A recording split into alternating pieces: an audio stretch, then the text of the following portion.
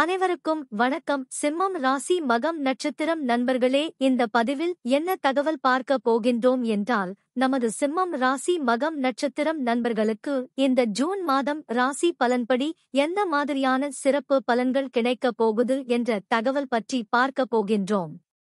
உங்கள் அனைவரையும் YouTube channel வாயிலாக சந்திப்பதில் பெருமகிழ்ச்சி அடைகின்றோம் நண்பர்களே. உங்களால் முடியும் என்றால் இந்த பதிவை முழுமையா பார்த்து பயனடையுமாறு மிக தாழ்மையுடன் கேட்டுக்கொள்கின்றோம்.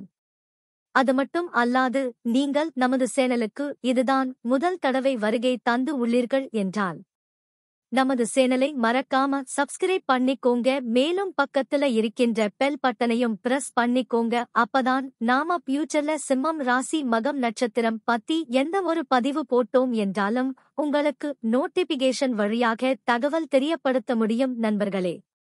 பொதுவாகவே சிம்மம் ராசி என்பது காலபுருஷ தத்துவப்படி 5வது ராசியா வருவீர்கள். சிற ராசிகளில் ஒரு ராசி சிம்மம் ராசி மற்றும் நெருப்பு தத்துவ ராசி நமது சிம்மம் ராசி.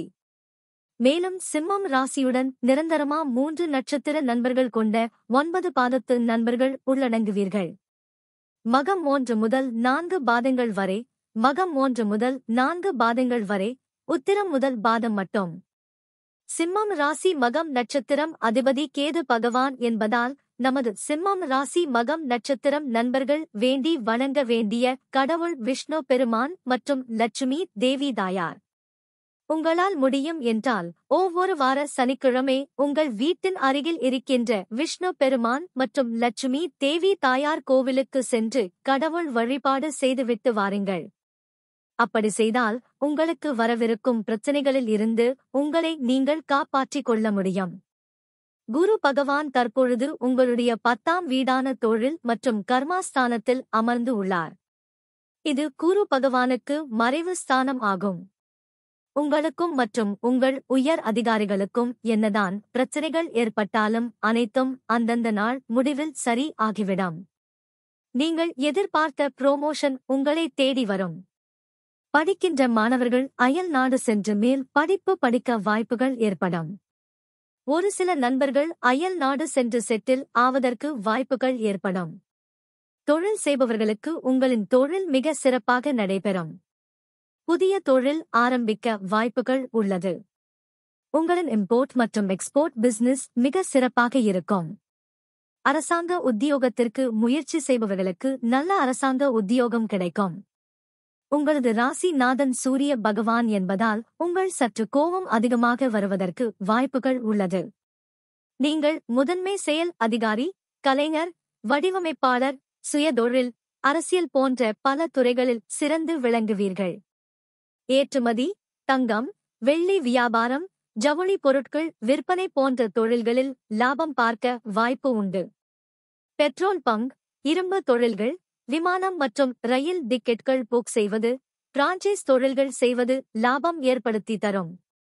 உங்களுக்கு தனித்து ரியல் எஸ்டேட் தொழில் செய்வது பிரச்சனையை ஏற்படுத்தலாம். எனவே கூட்டுத் தொழிலில் ரியல் எஸ்டேட் செய்வது நல்லது.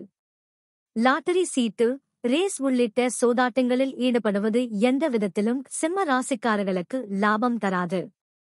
நீங்கள் சித்தூர் அருகே உள்ள காணிப்பாக்கம் விநாயகரை வணங்கி வருவது தொழிலில் அபிவிருத்தியை ஏற்படுத்தும்.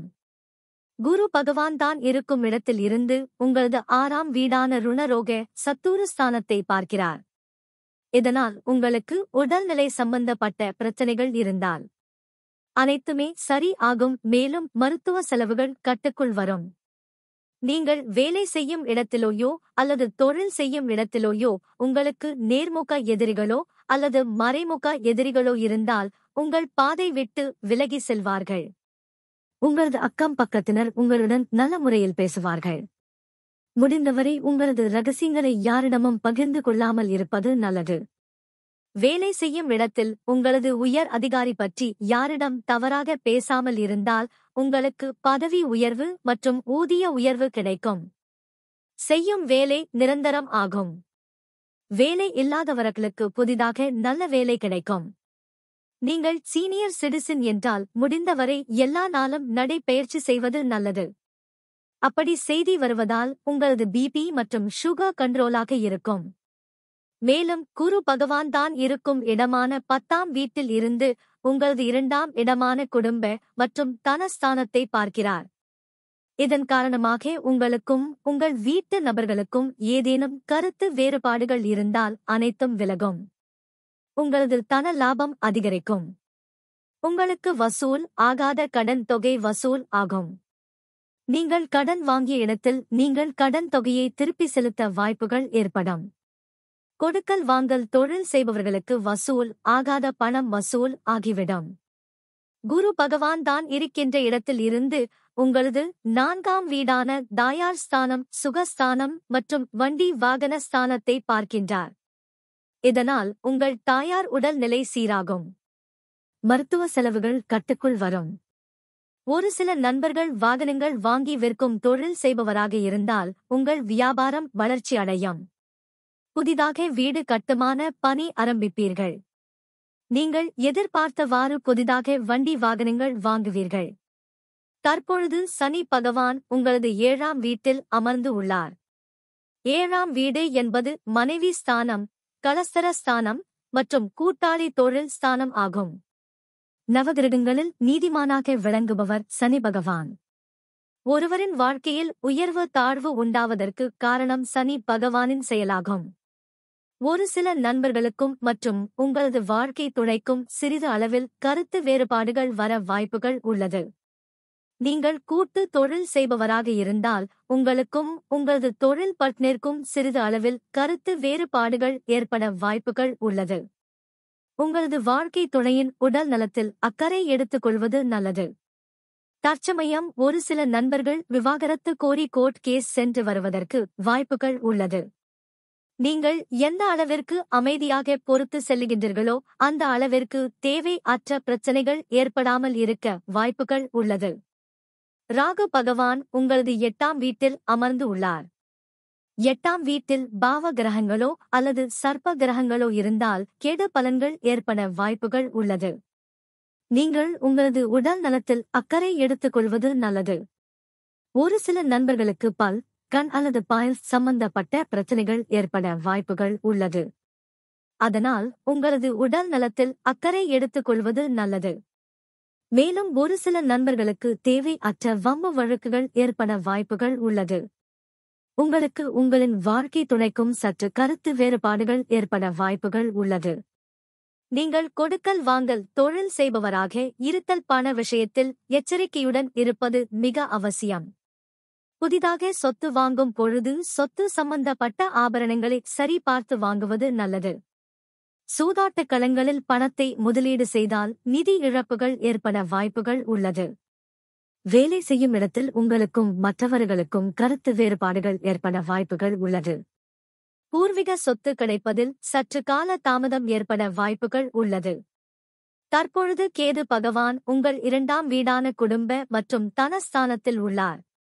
உங்களின் குடும்ப நலனுக்காக நீங்க கடன் வாங்குவதற்கு வாய்ப்புகள் உள்ளது.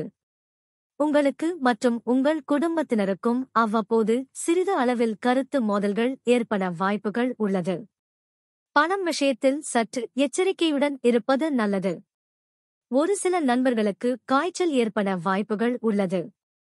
10வது வீட்டில் புதன் இருப்பதால் அரசாங்கத்தின் ஆதரவு கிடைக்கும்.